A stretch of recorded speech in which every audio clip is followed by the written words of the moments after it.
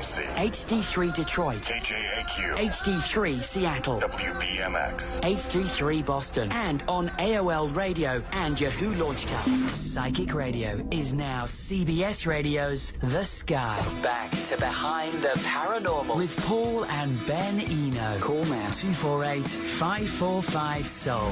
New skyradio.com. Believe.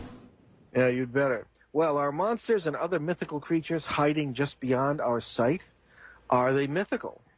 How are they connected, if at all, with ghost or UFO experiences? Well, here, and welcome to the 165th broadcast of Behind the Paranormal with Paul and Ben Eno. I'm Ben, and that voice you just heard was my co-host and partner in the paranormal, my dad. Well, we're very honored to have as our guest this evening Nick Redfern. Nick works full-time as an author, lecturer, and journalist. He writes about a wide range of unsolved mysteries, including Bigfoot, UFOs, the Loch Ness Monster, alien encounters, the worlds of the supernatural and the paranormal, and government conspiracies and cover-ups. He is a regular contributor to UFO Magazine, Fate Magazine, the Fortean Times, and Paranormal Magazine. He has also written for Military Illustrated, I Spy, the British Daily Express newspaper, Western Daily Press, and People newspapers, and Penthouse. His previous books include Contactees, Memoirs of a Monster Hunter, Final Events, On the Trail of the Saucer Spies, Three Men Seeking Monsters, A Covert Agenda, The FBI Files, Cosmic Crashes, Celebrity Secrets, Body Snatchers in the Desert, Monsters of Texas, Science Fiction Secrets. Well, let's just say he's written more books than I have. There's Something in the Woods, and Strange Secrets. Nick has appeared on numerous television shows, including the BBC's Out of This World, Britain's Big Breakfast, History Channel's Mysteries of the Bermuda Triangle, Monster Quest, and UFO Hunters, the National Geographic Channel's Paranatural, MSNBC's Countdown with Keith Olbermann, and the Sci-Fi Channel's Proof Positive. He has also appeared on many occasions on Coast to Coast AM radio with George Nuri.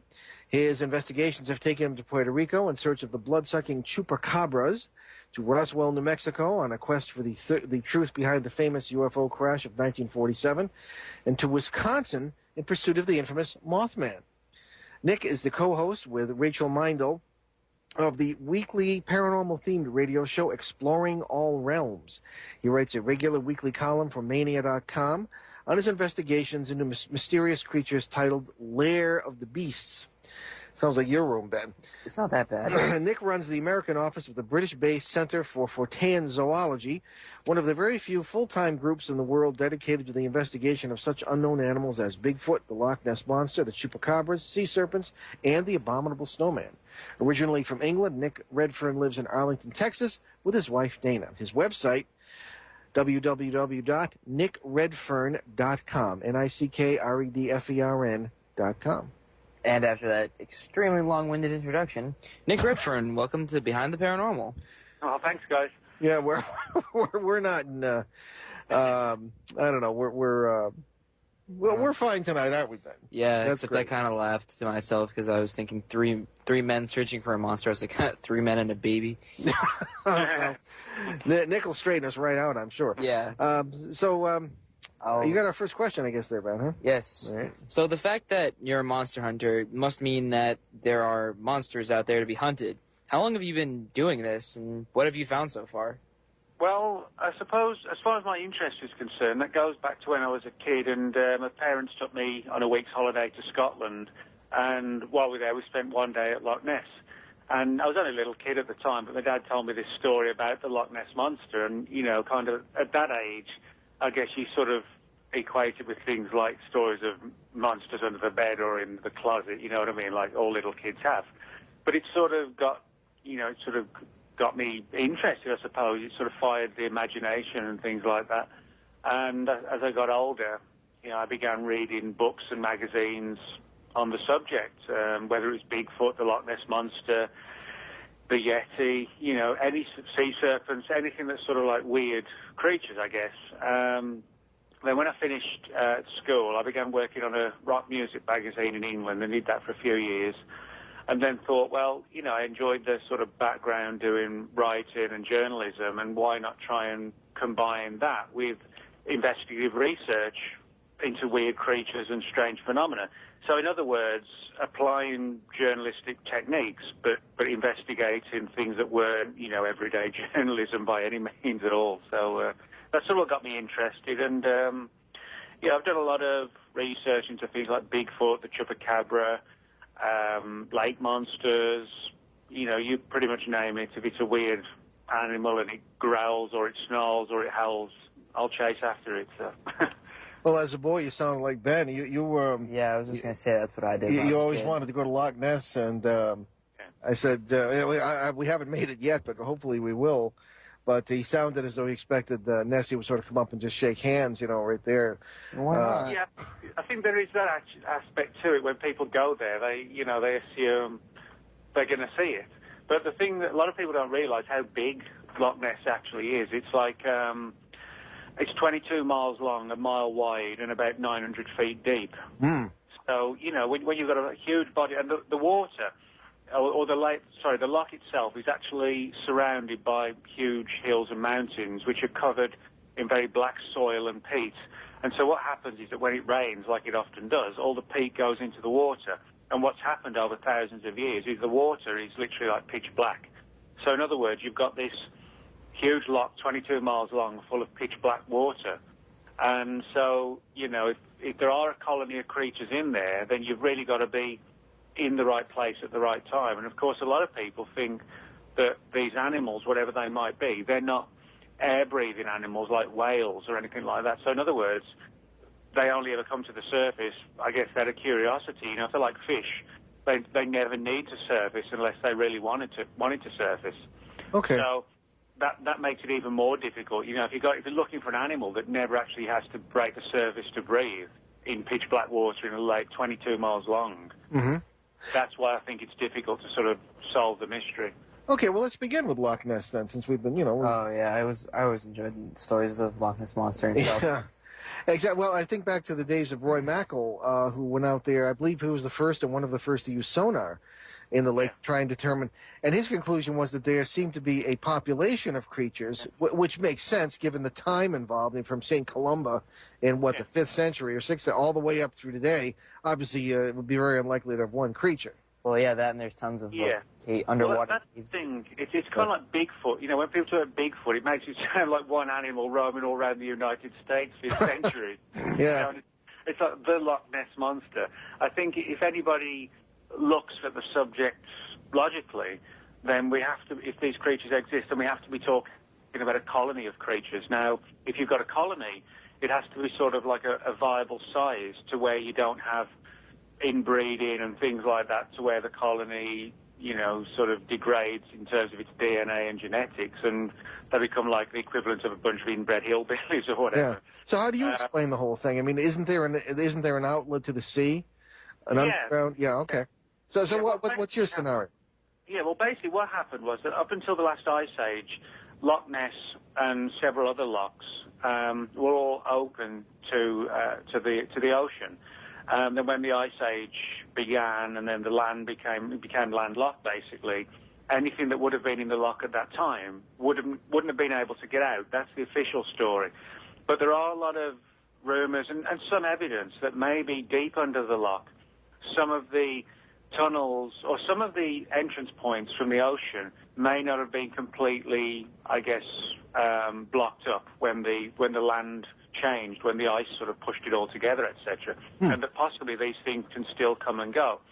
Now, there are several theories as to what these things are. I suppose the most popular one, and the one that the Scottish Tourist Board would probably hope to be the closest to the truth, is the idea that it's some sort of surviving creature from the dinosaur era, like a plesiosaur. Mm-hmm. And a lot of the reports that people talk about, of like the humps and the long neck and the flippers, do sound like plesiosaurs, these creatures, very sort of predatorial, flesh-eating animals that existed during the period of the dinosaurs. And if you look at a picture of a plesiosaur, it does look a lot like what people have reported. Now, other people have suggested that maybe the creatures of Loch Ness, and actually some of the other Scottish lochs, people don't realise that there's 7 or 8 lochs in Scotland that also have monster legends attached to them. One of the other theories is whether or not they could be like a form of gigantic mutated eel. sort of like 20, 30, 40 feet long. And people sometimes suggest that theory because the creatures have often been seen on land, and eels can leave the water and move on land. Mm-hmm. Now, a gigantic eel isn't necessarily a monster, although on the other hand, you could argue if you're out on the loch and you're confronted by a 40-foot eel with a body the size of an oil barrel or something like that, you're probably not going to argue as to whether or not that's a monster, you know what I mean? Right. So, I think the romantic, mythological thing that everybody hopes it is some sort of surviving dinosaur, but whatever it is, it's still going to, I think personally, going to be turned out to be pretty extraordinary if we ever get the solid evidence. Well, around here, of course, we have the Lake Champlain monster, Champ, affectionately known, and the descriptions are very similar to what people think back from Loch Ness. Have you looked into the Champlain monster at all? Yeah, I have actually, mainly from the perspective of speaking with witnesses. And, I'm always encouraged when you get witness reports, particularly of people who've lived in the areas all their lives. And I've spoken to a few people who've seen, the Champ, basically, and have said, something along the lines of, I've lived here 20, 30 years and never seen anything like it. And I think that's an important thing because it is important to note that, if you're on large bodies of water, like large lakes, you can get large wave disturbances, which can create formations where it almost look like pumps in the water, but it's actually the waves undulating on the lake. Mm-hmm. Now, but when you have people who've lived on the shore or in these areas all their lives and are quite clear that they're able to differentiate between that and what seems to be a living animal, I think that's an important part. I mean, people who are on holiday or whatever, no disrespect, they're not necessarily aware of the movements of the water, particularly on a large body of water where the waves can be pretty big, almost like a you would see in the ocean. But when you have people who understand the lake and travel on it every day, fishermen and things like that, I think that's an important thing to point out. And I think that's why stories like Champ and Nessie, etc., why they continue, because when you get rid of all the misidentifications and the hoaxes and blurry photographs, there is a small body of evidence which does suggest these creatures exist, in my view at least. Mm-hmm. Okay, very good. I know we're about to take a break here, but I understand Ireland and these areas are full of these stories, and we will be right back on Behind the Paranormal with Paul and Ben Eno on CBS News Sky Radio, newskyradio.com, with our guest, Nicholas Redfern, monster hunter, and much more. So we'll be right back and stay with us. CBS Radio's The New Sky. NewSkyRadio.com. Across the Veil with April Lugo. Join April Lugo each Tuesday night at 7 for Across the Veil. Across the Veil is a show that promises to be a unique experience as April connects and communicates with those who are across the veil. April receives guidance and wisdom from the ancients, angels, masters, teachers, and guides, as well as hearing messages from those who have preceded us across the veil, family, friends, and loved ones alike. The program is an excellent opportunity for you to hear from those who are across the veil. April will be answering questions and giving insight. That's the main reason for the program. Across the Veil at 7 Tuesday on The Sky. Look up to the sky. Psychic Radio is now CBS Radio's The Sky. Reach out, newskyradio.com.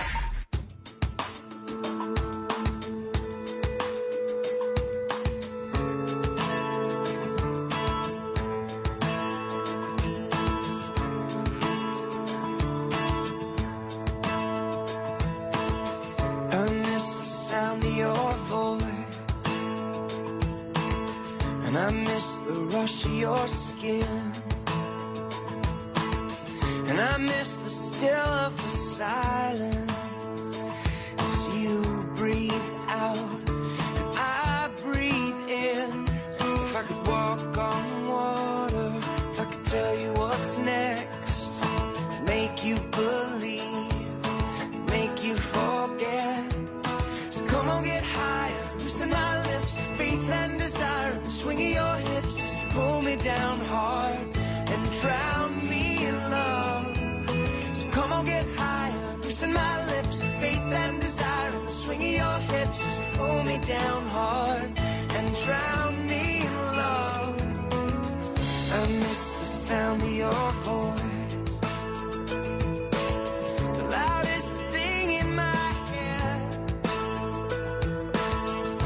and I ache to remember all the violent, sweet, perfect words that you said. If I could walk on water, if I could tell you what's next, I'd make you believe, I'd make you forget. So come on, get higher, loosen my lips, faith and desire, and the swing of your hips, just pull me down hard and drown me in love. So come on, get higher, loosen my lips, faith and desire, and the swing of your hips, just pull me down hard and drown me in love. I miss the pull of your heart, I taste the sparks on your tongue, and I see angels and devils.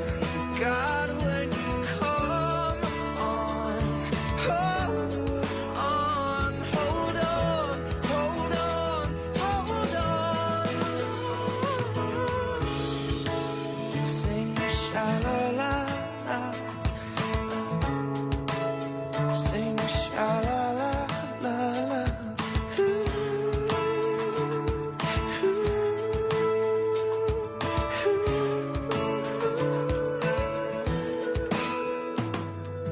Come on, get higher, loosen my lips, faith and desire, and the swing of your hips, just pull me down hard and drown me in love.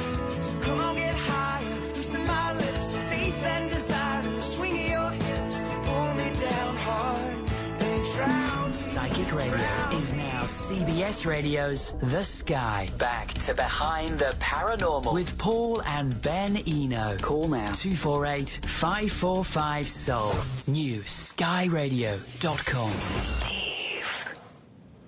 And we're back with paranormal expert, UFO expert, and monster hunter Nick Redfern. We are talking, we started this conversation with lake monsters, especially Loch Ness and Lake Champlain. And before we leave the subject, I did want, unless Ben has another question on that, because I know that's one of your favorite subjects. Just go with it. Oh, okay.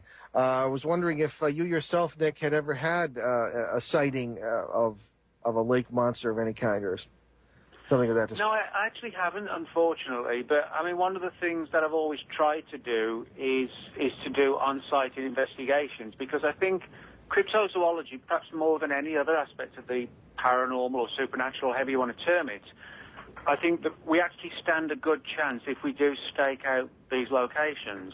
You know, it's like ghosts or UFOs are kind of at random. But if you have a creature or a colony of creatures that are reputed to live in a particular lake or loch, then what you have is one location where you know if you're going to see it, you've got to go there. So in other words, I think that's actually in our favour, that we're not looking at these things at random around the world. We know that they're supposedly in certain specific places that, you know, are 10 or 20 miles long or wide or whatever. So, although I haven't had that experience, you know, I'm kind of encouraged that if I stake out these places long enough, that maybe that sort of ultimate encounter will one day happen. Fingers crossed. Ah, very good. Okay, that's probably a good question. All right, so what's your favorite monster, and have you had experiences with it? I wouldn't say I've had experience. There's actually two. I live just outside Dallas, Texas, and there's a story that goes back to the 1960s at a place called Lake Worth, which is just outside the city of Fort Worth, of a creature that became known as the Goat Man, which is sort of a very strange name, you know. It's not sort of the coolest name. You know, something like Shark Man or Snake Man would be kind of cool, but Goat Man it sounds a little bit ridiculous. Not so much dash to it, no. Yeah, exactly. And but the Goat Man, it's sort of a weird story of this creature that actually sounds like some of the ancient Greek and very ancient historic myths and legends of sort of cloven-hoofed creatures that looked human-like, but, you know, with cloven hoofs and sort of fur and hair, etc., and horns even on their head. And this creature was first seen near Lake Worth in the late 1960s, and although it was sort of a strange story, the local police took it very, very seriously. They even opened a file on it, which is still held to this day at the Fort Worth Police Department. And people were talking about seeing this weird creature running across the road in the woods around Lake Worth, which is quite a heavily wooded area, forested area. And the sightings went on for months and months. And although they sort of tailed off around about 1970, 71, we still get sporadic reports now and again. And every year the town of Fort Worth has like of Lake Worth, has like a festival where people turn up and, you know, everybody hangs out and bands play and there's stalls and food and things like that. And it's kind of like a local legend that's sort of, I guess, brought prosperity and interest to the town, kind of like the Mothman has in Point Pleasant, West Virginia. Well, I'm sure they eat more goat cheese. Yeah, exactly. Now, the other one that's sort of an interest to me is actually not too far from where I grew up in England. I grew up about 10 miles from the city of Birmingham in central England, but when you actually get that sort of distance outside Birmingham, you're well into the countryside and heavy forested areas and little towns and villages that haven't really changed for like literally 200 or 300 years in some cases. You know, they still got the old buildings and castles and things like that. And there's a small village, probably about a 20-minute drive from where I used to live in England, called Ranton, where there's a story going back to the 1800s of this weird Bigfoot-type creature that was supposed to haunt a bridge in the area that became known as the man monkey. And according to the story, it looked like a giant ape, but it had these weird glowing white eyes. And it was almost like spectral.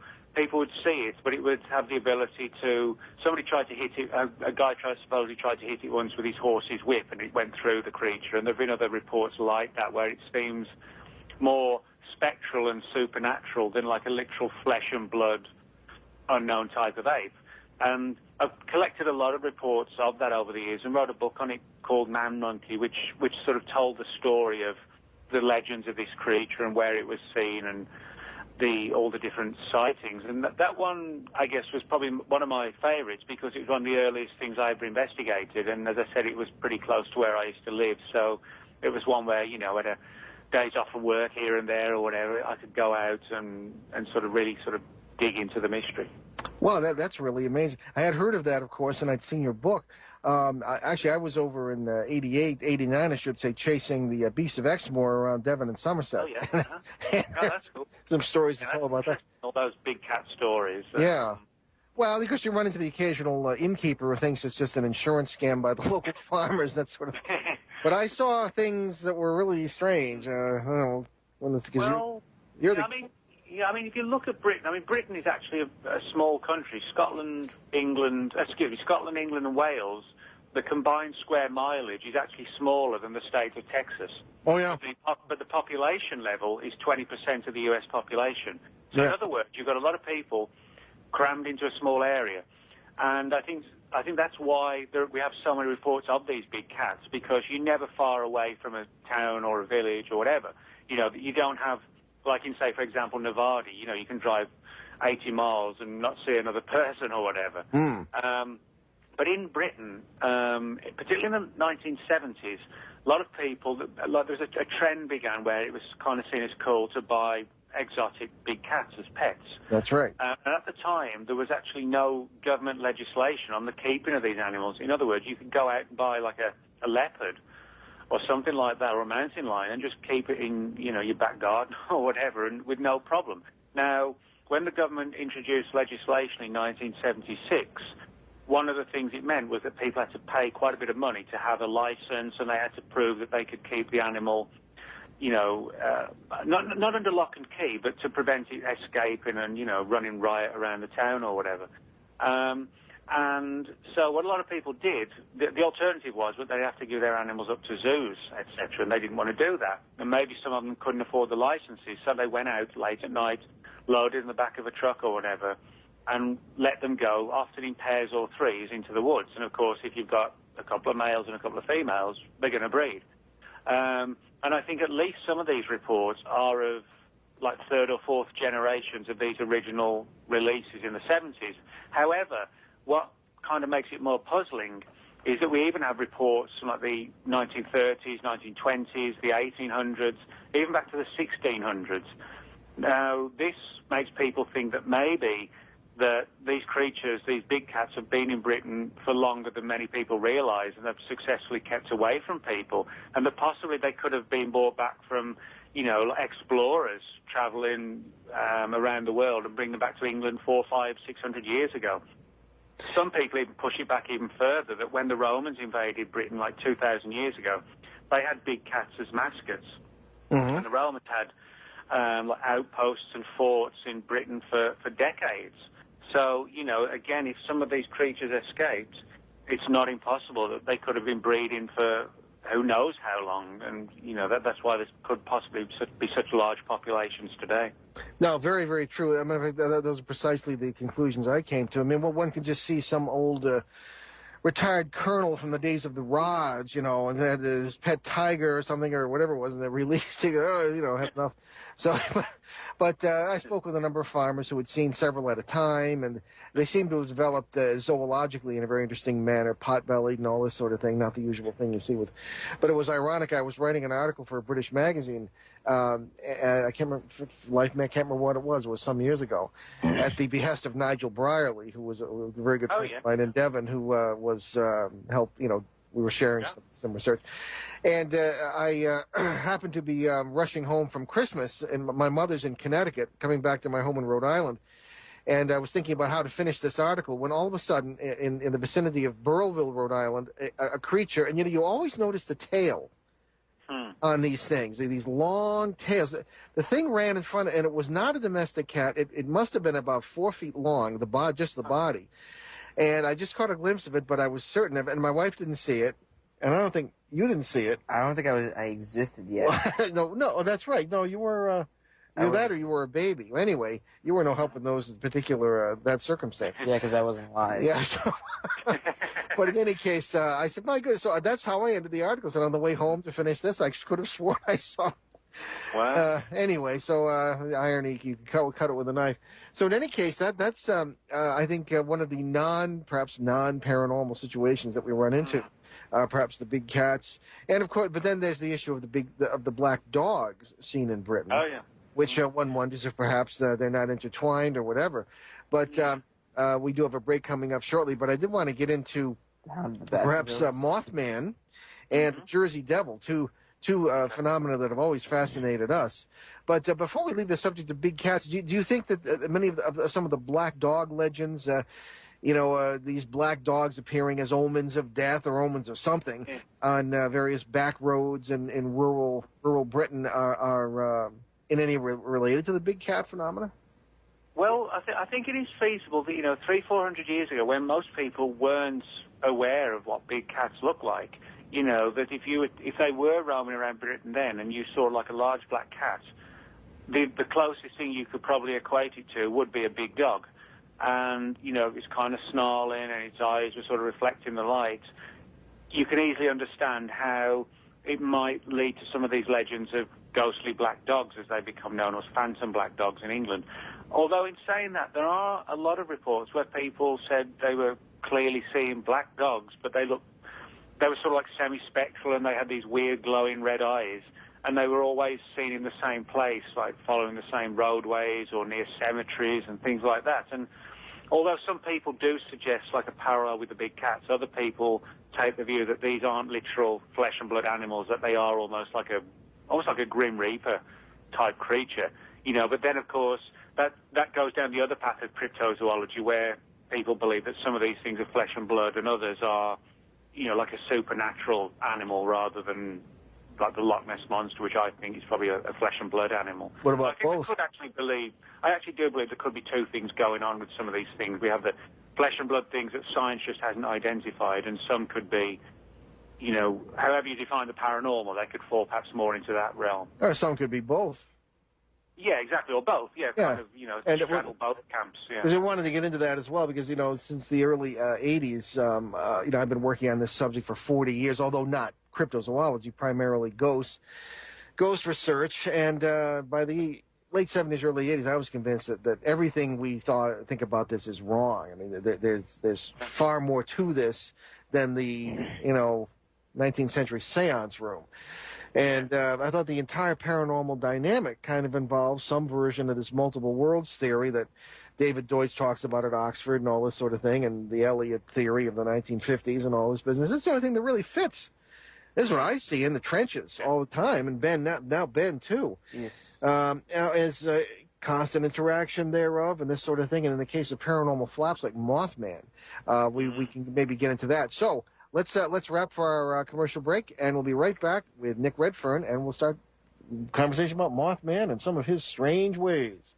Stay with us. CBS Radio's The New Sky.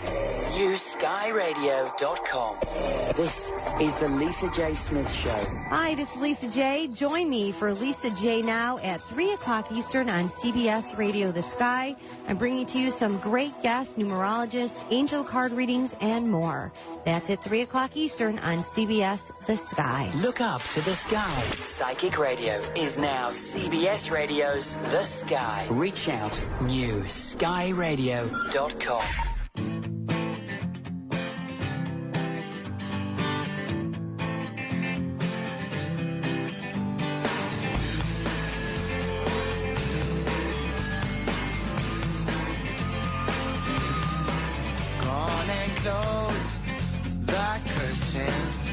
All we need is candlelight, you and me, and a bottle of wine, and I'll hold you tonight.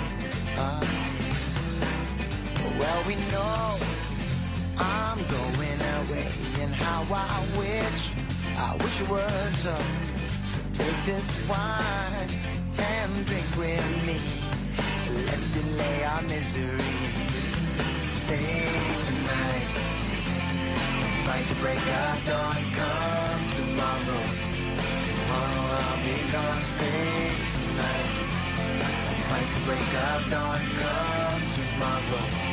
Tomorrow I'll be gone. There's a log on the fire, and it burns like me for you.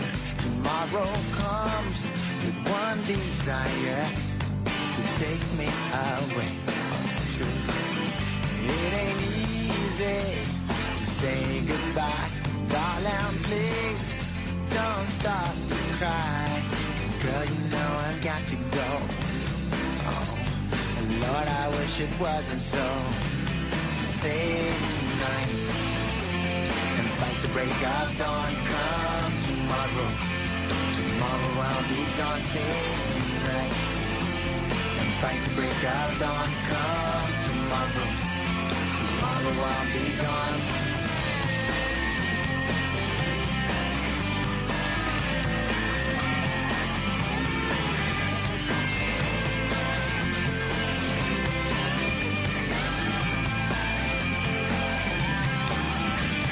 Tomorrow comes to take me away. I wish that I could stay. Girl, you know I got to go. Oh. Lord, I wish it wasn't so. Save tonight and fight the break of dawn. Come tomorrow, tomorrow I'll be gone. Save tonight and fight the break of dawn. Come tomorrow, tomorrow I'll be gone. Save tonight and fight the break of dawn. Come tomorrow, tomorrow I'll be gone. Save tonight. Fight the break of dawn, come tomorrow. Tomorrow I'll be gone. Tomorrow I'll be gone. Psychic Radio is now CBS Radio's The Sky. Back to Behind the Paranormal with Paul and Ben Eno. Call now 248-545-SOUL. NewSkyRadio.com. Believe. And we are back with our guest, Nick Redfern, UFO expert, monster expert, paranormal expert. And we are limiting our conversation to monsters tonight because we only have, I'm afraid we're in our last half hour here. And Nick... Third trimester. So, Nick, I wanted to talk a little bit about the one of the most mysterious monster figures of certainly of the 20th century and now into the 21st, Mothman. And most people associate Mothman with the doings in the 1960s in the Ohio Valley, but But you have investigated activities of a similar creature or the same ones in Wisconsin. Can you tell us about that? Yeah, actually all over the place. I mean, one classic example that a lot of people won't know about, I mean, just to give people a background, Mothman was this sort of man-like, shadowy, almost like a wraith-like figure with bat-type wings and glowing red eyes that was seen in the town of Point Pleasant, West Virginia, prior to the collapse of the Silver Bridge in town, which a lot of people attributed to the presence of the Mothman. Although some researchers suggested that the Mothman wasn't responsible, but was trying to warn people. In other words, it was almost like a guardian. You can look at it two ways, I suppose. But there have been reports all around the world, not even just the US, of very, very similar creatures to Mothman, which, with hindsight, may actually be the same phenomenon, but, different areas giving them different names. For example, in England, in the county of Cornwall, which is down on the southern tip of England, there's a creature that's become known as the Owlman. And that's extremely similar, where it has, again, these glowing eyes, a man-like body, but large bird-like wings. And it's been seen in one particular area, namely near an old church graveyard called Morning Old Church. Now, I've investigated various cases over here in the US, and there's actually a very, very intriguing one from the city of Houston in 1953, where several witnesses reported seeing this creature that was actually widely talked about and documented in the newspapers in Houston at the time. It became known as the Houston Batman, which I guess is kind of like a good description of what the people were seeing. It was described as being like a dark, shadowy, black, silhouetted like man-type figure, but with these huge bat-type wings. And the witnesses said it was surrounded by a bright glow, and they were seeing it leaping off the rooftops and sort of peering down at them, from some of the larger buildings. And although it's sort of, for the most part, been forgotten today, if you go and check out the Houston newspapers of 53, you'll see for a while, there was like about a month or so period when it was sort of really big news, and it almost reached sort of fever pitch level of people going out and looking for this Batman as it became known. Now, there've been, in more recent years, there've been stories coming out of Wisconsin of people driving home late at night, and suddenly this, I guess, almost like a skinny man-type creature with these large, leathery, like membrane-type bat wings, zooming in front of their car and hovering in front of the car, almost in like a form of intimidation, but to where the people weren't just frightened by what they were seeing, but they almost got this kind of like an unsettling feeling that the creature was deliberately trying to provoke fear in them. Some people even suggested it was almost like feeding on the fear, like an emotional vampire or something like that. Like the parasites we described. Yeah, exactly, like an emotional parasite or something like that. And I went out to Wisconsin to investigate some of these cases in September of last year.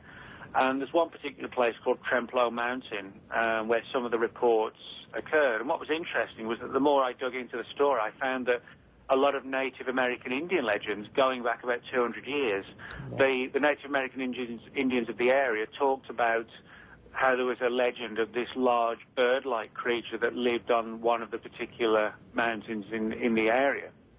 And of course, this was, centuries before, obviously, the modern wave of encounters. But it demonstrates that in the same way that people are seeing these things today, Native American Indians were seeing them 200 years ago. So we have to ask the question, is it just that this creature surfaced in Point Pleasant, West Virginia in the 60s and then has been seen elsewhere, or actually has it been with us for a long time, but it's just a case of us having to dig out the reports, like the Houston Batman one, that we wouldn't necessarily know about otherwise. But, I mean, you can look at all sorts of cultures and find stories of these large, weird winged creatures, like the Thunderbird, again in Native American Indian legend and folklore. In Africa, they have similar legends as well. South America, Mexico, like flying humanoid stories. So, you could also bring in things like ancient folklore relating to things like gargoyles. A gargoyle isn't that far away from Mothman if you think of the description and how it looks and things like that. Actually, you know what that reminds me of? Remember when I showed you that video, or you showed me that video of La Bruja or whatever in Mexico? And some of the flying humanoid footage from Mexico recently. Yeah. Yeah, and you could like see the thing like walking on like a ridge, and it just keeps walking in like the air. It's wicked trippy. Yeah. Well, let me ask you this, Nick. Now, Ben and I have talked to some witnesses from the Mothman case in West Virginia and this sort of thing, and it seemed very much the tip of the iceberg when it came to a paranormal flap going on. There were a lot of UFO sightings or poltergeist activity. People were telling us they heard footsteps on their roofs, strange things were happening in their homes, men in black, and all the whole business. Now, is this happening in Wisconsin as well? Is it a flap in that sense, or is it just this creature? Yeah, I mean, this is one of the things where sometimes I sort of clash with a lot of other cryptozoologists who kind of look at these things as just unknown animals that science hasn't found, or could they be like prehistoric animals that have survived extinction and science doesn't realize? But the more I've dug into this, one of the things I've found is that where you have these weird creature cases, invariably there's a lot of other stuff going on as well. You know, you just brought it up yourself, things like Men in Black reports, UFOs, poltergeist activity. And, for example, I'll give you a classic example. At Loch Ness in Scotland, there have been a lot of very, very strange things going on there. For example, none other than Aleister Crowley actually had a house called Boleskine House on the shores of Loch Ness. That's right. And said he tried to conjure up demons from the loch. And this was actually only a couple of decades before people started seeing the Loch Ness Monster. Mm-hmm. There have been numerous UFO reports on the loch. And a researcher named Ted Holliday said that he actually saw like a classic Man in Black type creature at the loch itself, or being, however you want to term it. So in other words, I don't write off, as some researchers do, the idea that a lot of these creatures seem to be tied in with a lot of other paranormal phenomena. I think Mothman is a classic example of that. That it's, I don't believe Mothman is a giant bird or an unknown animal that just flies around the skies and has conveniently avoided detection and capture. I actually do think it is some sort of paranormal creature that is part of a bigger picture, and that, you have these weird flaps and waves, like in Point Pleasant in the 60s, and, different places around the world throughout the years where spontaneously a whole range of strangeness kicks off, and then it suddenly stops, and then it kicks off somewhere else again. Mm-hmm. And I think it's clearly that there's a pattern at work. I think the big question that we're still asking and scratching our heads about is what's going on and why. So. Yeah, Ben's got another question. All right, so this is a very vague question, and I'm just going to warn you ahead of time now. There was this thing I saw like a while back on History Channel. I don't even remember what it was, but it was a few years ago, and it was about like all these different sea monsters and stuff. And there was this one that washed up on the shores of some dock. I think it was near Lake Erie or something.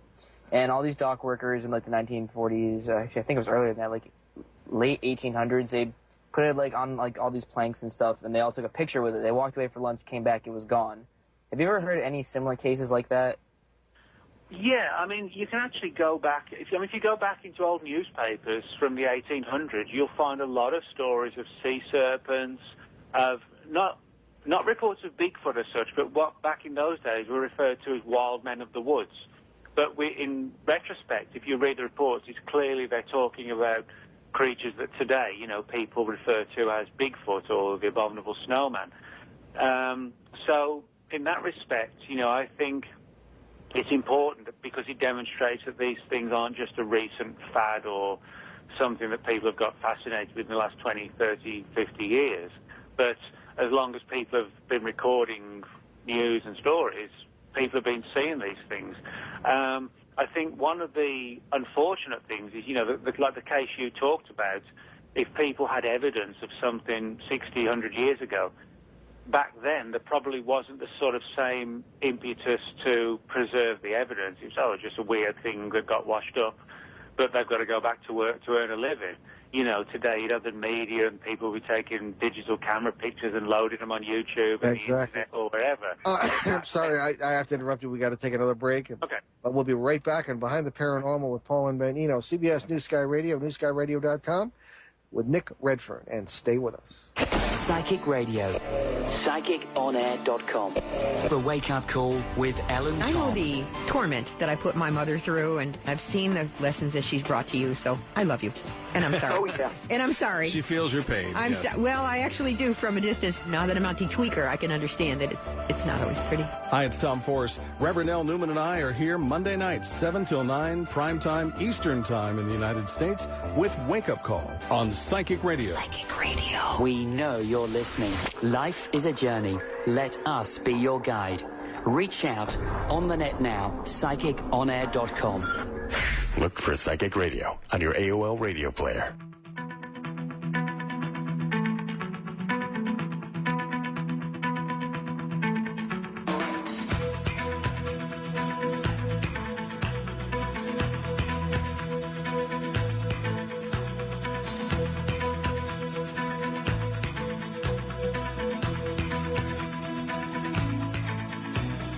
Sunlight fall down on the fields. Sunlight fall down over me. Oh, call it, be all that I can be. Yeah. Say I can say words only simple. Say I can say words only clear. Oh, I can feel your heart is beating me. Yeah. Haunting love is all that I feel when you're passing by. Haunting love is all that I see. It's there in your eyes. I say no, no, no, don't pass me over. No, no, no, don't pass me by. See, I can see good things for you tonight. Yeah, good things for you. If I can give love and attention, if I can give old time away, only to one heart I can give today. Maybe I can be man full of color. Maybe I can be man black or white. Only to one heart I can be tonight. Yeah. Haunting love is all that I feel when you're passing by. Haunting love is all that I see. It's there in your eyes. I say no, no, no, don't pass me over. No, no, no, don't pass me by. See, I can see good things for you tonight. Yeah, good things for you tonight. Yeah, good things for you tonight. Yeah, good things for you.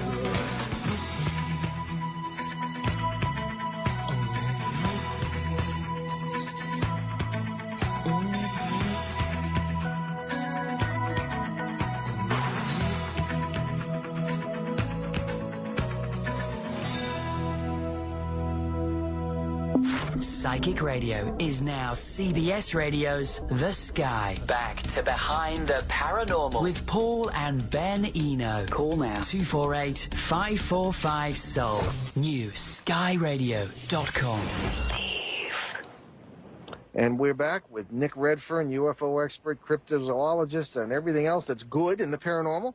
And Nick, we're having a fascinating conversation. So many more things we want to ask you. Want to have you back, but we're in our final segment here. So let's get into a few things by way of explanation. One of the things that we came at the crypto world from was the direction of ghost research, and oddly enough, very often we have cases that lead us from that into UFOs and cryptids, and and therefore the idea of flaps and the whole area is, is hot because of, in our interpretation, worlds are enmeshed and coming together like bubbles sometimes, and there is interaction in certain times and places.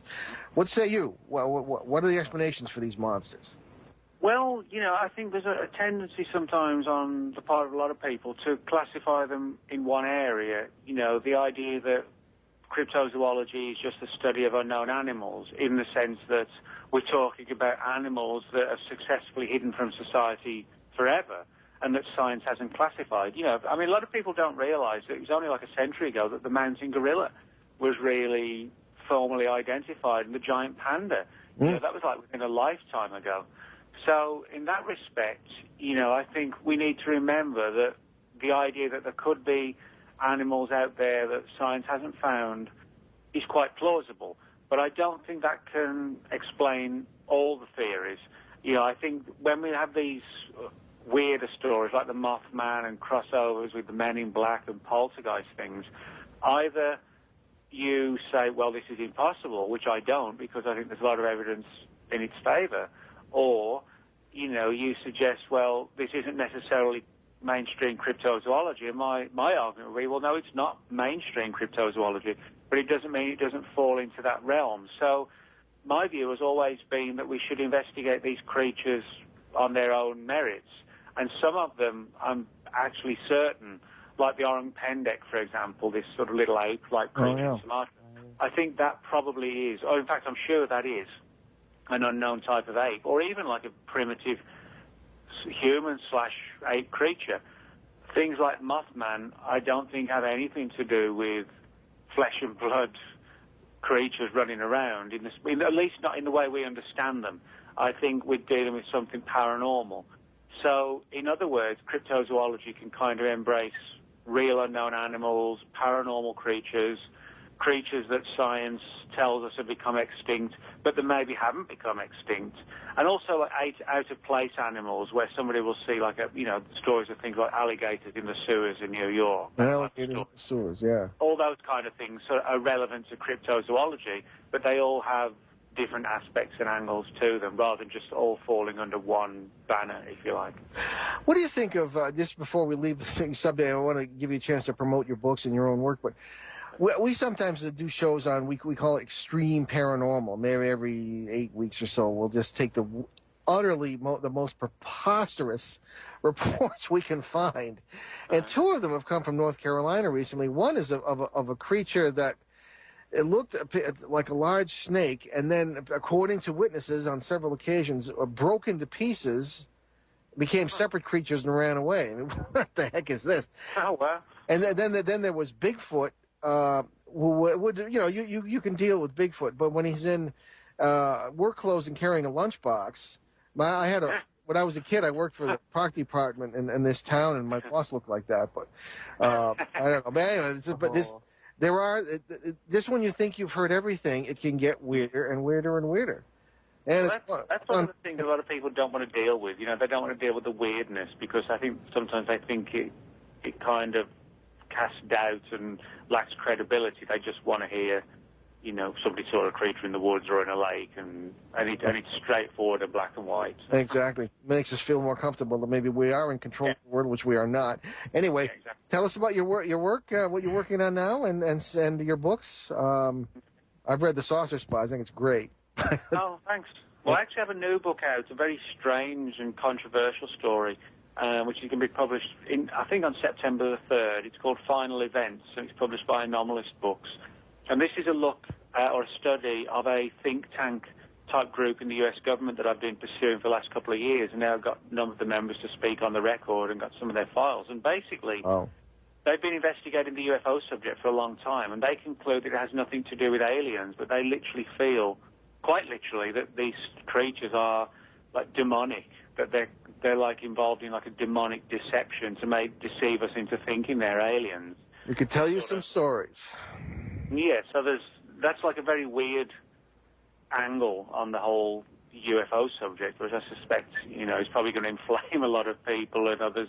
Some may be open to it, but it's, I think more importantly from my perspective, the idea or the fact that there's a group in the government that openly believes this and thinks that, yes, abductions are real, but it's not done for, DNA and, hybrid baby type scenarios, a lot of people think. But it's actually done to deceive us into thinking they're sort of alien scientists or whatever.